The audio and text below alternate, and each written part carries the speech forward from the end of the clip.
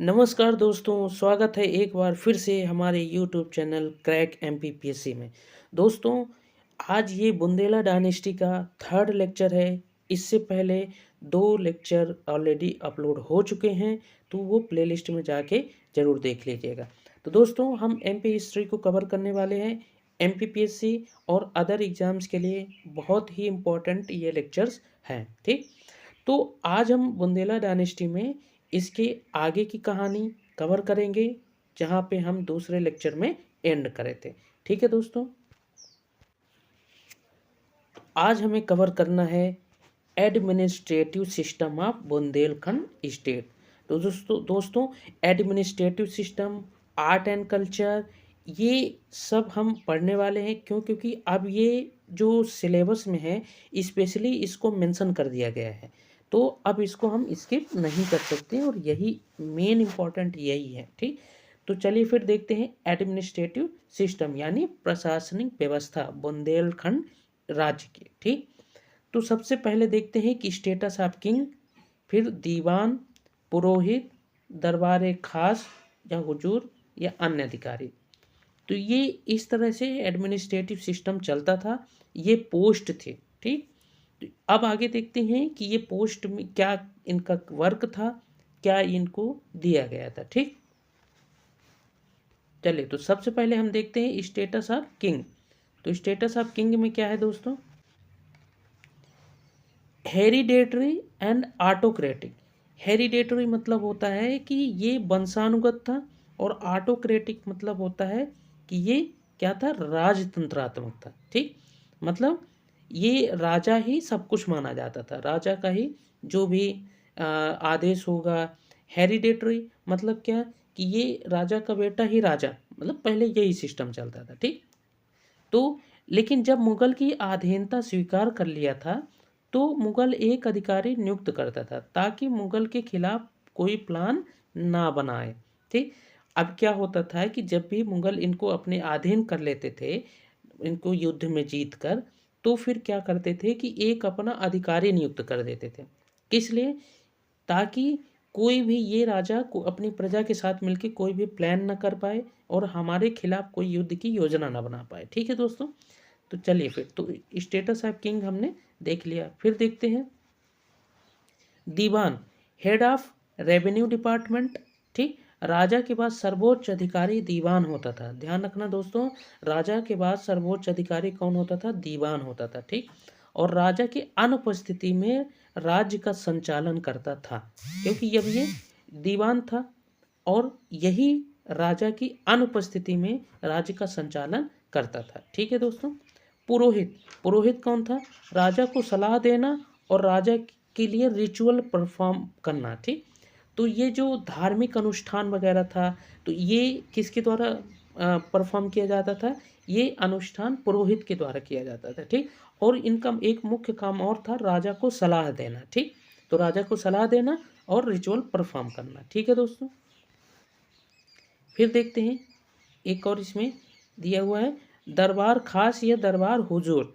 तो दरबार खास और दरबार हुजूर का क्या काम था, पॉलिसी मेकिंग, मीटिंग्स, मतलब ये मीटिंग्स वगैरह अरेंज करना और पॉलिसी वगैरह बनवाना, तो ये सब इनका काम था। मीटिंग विद कर्मचारी, जागीरदार और गांव के चौधरी, तो इन सब से मिल के मीटिंग करना। ठीक, और पॉलिसी को बनाना। ठीक, तो दरबार खास या दरबार हुजूर, ध्यान रखना दोस्तों, ये सीधा सीधा ये पॉइंट क्वेश्चन में आ जाते हैं। ठीक, अब अगला देखते हैं अन्य अधिकारी। तो अन्य अधिकारी में कौन कौन थे, रानी माता, तो ध्यान रखना दोस्तों, रानी माता ये चीफ क्वीन थी, मतलब मुख्य रानी यही थे। ठीक, खास कलम, राज्य का लेखा जोखा कायस्थ परिवार से होते थे, तो राज्य का लेखा जोखा किसके पास रहता था, खास कलम के पास। ठीक, बसीठी, पायक, दवा, तो ये क्या थे, संदेश व डाक भेजने वाला अधिकारी। तो संदेश व डाक भेजने वाला अधिकारी कौन था, बसीठी, पायक, दवा। ठीक, इनका अलग अलग नेम है। ठीक है, ये है एक ही। अगला धर्मदाय, धर्मदाय कौन थे, गरीब कमजोर ब्राह्मण को दान देना। तो धर्मदाय, दाय मतलब समझ ही आ रहा है कि दाय मतलब देना, धर्म के लिए जो मतलब धर्म का प्रचार प्रसार और धर्म मतलब धर्म की उससे ही जुड़कर ये काम करते थे। ठीक, तो धर्मदाय गरीब कमजोर ब्राह्मणों को दान देना। ठीक, चलिए, तो हमने एडमिनिस्ट्रेटिव सिस्टम को कवर कर लिया है। तो एडमिनिस्ट्रेटिव सिस्टम को एक बार फिर से आप दोस्तों देख लीजिए। स्टेटस ऑफ किंग को हमने देख लिया, हेरिडेटरी एंड ऑटोक्रेटिक, सर्वोच्च राजा होता था, मुगल अपना अधिकारी नियुक्त कर देता था। दीवान, हेड ऑफ रेवेन्यू डिपार्टमेंट, राजा के बाद सर्वोच्च अधिकारी दीवान होता था। पुरोहित, राजा को सलाह देना और रिचुअल परफॉर्म करना पुरोहित का काम था। ठीक, दरबार हुजूर या दरबार खास पॉलिसी मेकिंग मीटिंग करता था, किसके साथ, कर्मचारी जागीरदार गांव के चौधरी के साथ मिलके।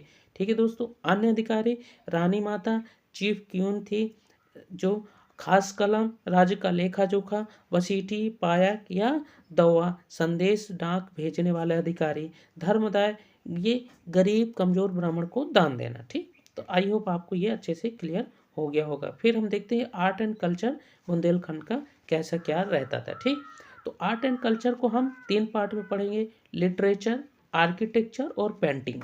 यही मेन होता है जो आर्ट एंड कल्चर को पढ़ने के लिए। ठीक, तो अब यहाँ देखते हैं, सबसे पहले लिटरेचर की बात करते हैं।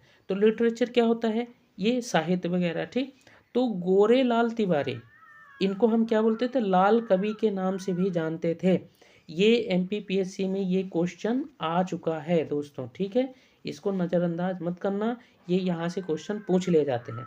तो गोरे लाल तिवारी को लाल कवि भी बोलते थे। तो इन्होंने क्या लिखा है, छत्र प्रकाश। ठीक, छत्र प्रकाश किसके द्वारा लिखा गया है, गोरे लाल तिवारी।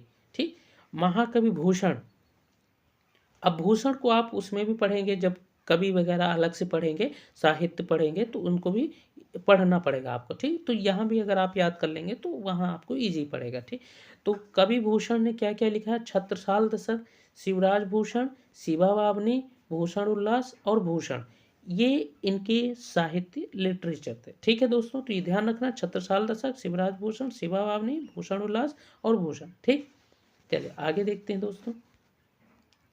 अब स्वामी प्राणनाथ के बारे में आपने काफ़ी सुना होगा। स्वामी प्राणनाथ को क्या बुंदेल डायनेस्टी में स्वामी प्राणनाथ को अपना वो बना लिए थे, स्वामी बना लिए थे। फिर इसके बाद वो सारे अपने जो योजना वगैरह था, जो युद्ध के जितने भी कार्य थे, तो ये सब इनके देख रेख में ही किया करते थे। ठीक, तो इन्होंने क्या लिखा है, कुलजाम स्वरूप, क्या लिखा है दोस्तों, कुलजाम स्वरूप लिखा है स्वामी प्राणनाथ ने। केशवदास, ये केशवदास कहाँ थे, किसके दरबार में थे, मधुकर शाह और वीर सिंह देव, इन 2 लोगों के दरबार में थे। ठीक, मधुकर शाह और वीर सिंह देव। तो इन्होंने क्या लिखा है केशवदास में, वीर चरित्र, ठीक, रतन बावनी, जस चंद्रिका आदि। मतलब ये 2-3 आप लिख के इस तरह से आप लिख सकते हैं एक्सेट्रा। ठीक, फिर देखते हैं निपट बाबा। निपट बाबा ने क्या लिखा था, निपट निरंजन पद लिखे थे। ठीक, तो ये इतना ही इनको याद रखना। ठीक, फिर इसके बाद देखते हैं ये भीमसेन सक्सेना। तो ये भीमसेन सक्सेना ने क्या लिखा, तारीके दिल कसा। तो ये इंपॉर्टेंट है, यहाँ पे पॉइंट ये स्टार लगा लेना दोस्तों। ठीक, तारीके दिल कसा, तो भीमसेन सक्सेना ने तारीके दिल कसा लिखे थे। ठीक, चलिए आगे देखते हैं। अब हम लिटरेचर वाला पार्ट कवर कर लिए। अब हम देखते हैं क्या, आर्किटेक्चर। तो आर्किटेक्चर में क्या कैसा इनका आर्किटेक्चर था ये देखते हैं। ठीक, तो बुंदेली आर्किटेक्चर कैसा था, ये मिक्सचर था। ठीक, ये मिक्स था किसका किसका, मुगल आर्किटेक्चर और राजपूती आर्किटेक्चर, मतलब राजपूत आर्किटेक्चर और मुगल आर्किटेक्चर का ये मिक्स था बुंदेल आर्किटेक्चर। ठीक, स्पेशलिटी क्या थी, मजबूती अच्छी थी। ठीक, सुरक्षा था, वैभव प्रदर्शन था। ठीक, हवा के लिए अच्छा इनका जो मतलब एयर पास करने के लिए काफ़ी अच्छा स्ट्रक्चर बनाए थे। ठीक, रोशनी और पानी, इन सब की पूरा अच्छे तरह से ध्यान रखा गया था। ठीक, मजबूती का, सुरक्षा का, वैभव प्रदर्शन का, हवा का, रोशनी का, पानी का, ये सब बेसिक नीड्स हैं। और यही बेसिक नीड्स अगर किसी महल में पूर्ण हो रहा है तो फिर उसका स्ट्रक्चर बहुत अच्छा है। ठीक, तो ध्यान रखना स्पेशलिटी ये थे। ठीक, फिर आगे देखते हैं मेजर बिल्डिंग्स मतलब महल वगैरह कौन से क्या थे इनके टाइम पे जो आर्किटेक्ट हुए। ठीक, तो राजा महल सबसे पहले देखते हैं कि राजा महल ये किसने बनवाया, रुद्र प्रताप बुंदेला ने बनवाया।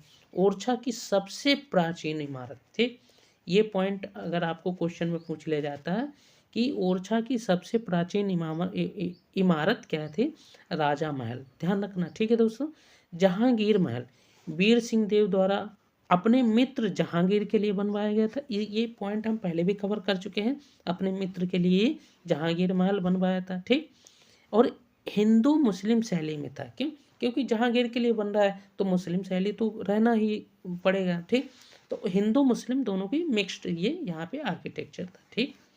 शीश महल, शीश महल देखते हैं दोस्तों। ओरछा ये अद्योत सिंह ने बनवाया था, ठीक। फिर ये क्या कर दिए थे? Convert into a heritage hotel. ये शीश महल को बाद में हेरिटेज होटल में कन्वर्ट कर दिया गया, ठीक है दोस्तों, ध्यान रखना। राय प्रवीण महल, राय प्रवीण महल कहाँ? ओरछा में। इंद्रजीत बुंदेला द्वारा बनाया गया था। किसके लिए? प्रेमिका प्रवीण राय के लिए बनवाया गया था। तो राय प्रवीण महल ओरछा में है, इंद्रजीत बुंदेला द्वारा बनवाया गया था प्रेमिका प्रवीण राय के लिए, ठीक। अब क्या है दोस्तों, इसकी एक खास बात थी कि तलघर को ठंडा रखने की व्यवस्था करे थे, ठीक है दोस्तों। तो ये इस तरह से स्ट्रक्चर बनाए थे कि जो बेसमेंट एरिया है या ग्राउंड फ्लोर है ये कैसे ठंडा रहे, ठीक। तो ईयर की इसी तरह से इसमें आर्किटेक्चर था। आप सर्च करके देख सकते हैं गूगल में कि राय प्रवीण महल का स्ट्रक्चर क्या था, ठीक है दोस्तों।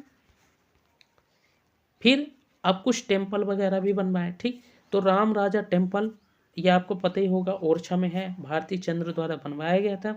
लेकिन मधुकर शाह की पत्नी गणेश कुमारी द्वारा मंदिर में परिवर्तन कर दिया गया था, ठीक।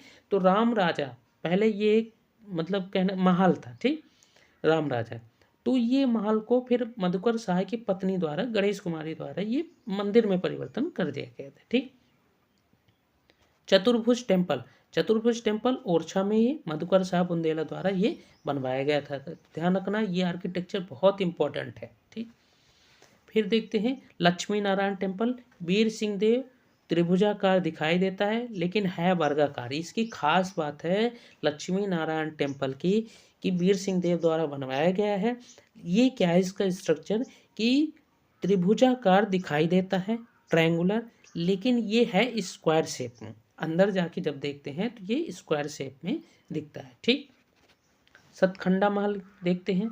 तो सतखंडा महल कहाँ है दोस्तों? दतिया में। वीर सिंह देव बुंदेला द्वारा बनवाया गया सतखंडा महल, ठीक।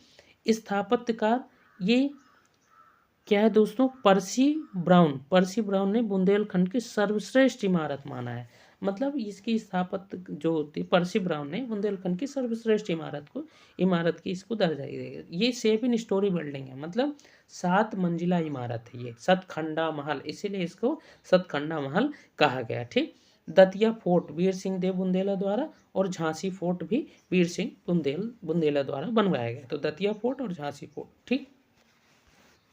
फिर आगे देखते हैं दोस्तों पेंटिंग्स। तो पेंटिंग्स में क्या कैसे रहा? सबसे पहले शंख का पाउडर प्लस तेल से दीवार को पेंट करते थे, ठीक। फिर कोयला, पेड़ों की छाल, गेरुआ, मिट्टी से चित्र बनाते थे, ठीक है दोस्तों। तो कोयला, पेड़ों की छाल और गेरुआ से मिट्टी के चित्र बनाते थे। तो पहले पेंटिंग कर लेते थे, शंख का पाउडर प्लस तेल से मिक्स करके ये पेंट कर लेते थे। फिर कोयला, पेड़ों की छाल, गेरुआ, मिट्टी के चित्र बनाते थे, ठीक है। तो मिट्टी से चित्र बनाते थे, ठीक। एग्जाम्पल जैसे कुछ एग्जाम्पल है राजा महल, लक्ष्मी महल, जहांगीर महल। यहाँ पे ये चित्र इस प्रकार से देखने को मिलते हैं। पेंटिंग्स जो ये पेंटिंग्स है ये इन महल में देखने को मिलती हैं, ठीक है दोस्तों। तो हमने बुंदेला डायनेस्टी को पूरा कवर कर लिया है दोस्तों। इससे पहले गोंड डायनेस्टी को हमने पूरा कंप्लीट किया है, प्लेलिस्ट बना दिया है। अगर वो नहीं देखे हैं तो प्लेलिस्ट में जाके चैनल में उसको ज़रूर देख लें। अब बुंदेला डायनेस्टी हम कवर कर रहे हैं। बुंदेला डायनेस्टी की ये 3rd लेक्चर था और ये पूरा कंप्लीट भी हो गया। तो दोस्तों बहुत ही छोटा था, आप इसको तैयार कर लें अच्छे से। हो सके तो नोट्स बना ले, और अगर नोट्स बनाने का आपको पास टाइम नहीं है तो आप हमें कमेंट सेक्शन में बताइए, तो हम आपको ये PDF प्रोवाइड कर देंगे। हैंड रिटन नोट्स दोस्तों बहुत ज़रूरी है, बुक से ज़्यादा ज़रूरी हैंड रिटन नोट्स आपका बहुत काम आता है, ठीक है दोस्तों। आपका क्वेश्चन कहीं बाहर नहीं जाएगा, प्रीलिम्स कवर होगा, मेंस कवर होगा, ठीक। और इसके बाद इस चैनल में हमने प्रीलिम्स के लिए भी यूनिट 9 का कुछ टॉपिक जो स्टार्ट कर दिए हैं, या अगर आप लोग कहेंगे तो पूरे टॉपिक पढ़ा दिया जाएगा। ई कॉमर्स को ऑलरेडी इसमें अपलोड कर दिया गया है, पढ़ा दिया गया है, ठीक। तो अगला नेक्स्ट टॉपिक क्या पढ़ाना है ये भी आप बताइएगा, ठीक है दोस्तों। तो मिलते हैं नेक्स्ट वीडियो में। अगली डायनेस्टी अब हम कवर करेंगे बघेलखंड डायनेस्टी। तो इसको पूरा आप अच्छे से रिवाइज करते रहें, ठीक है दोस्तों। तो मिलते हैं नेक्स्ट वीडियो में, तब तक अपना ध्यान रखें, पढ़ते रहें। जय हिंद।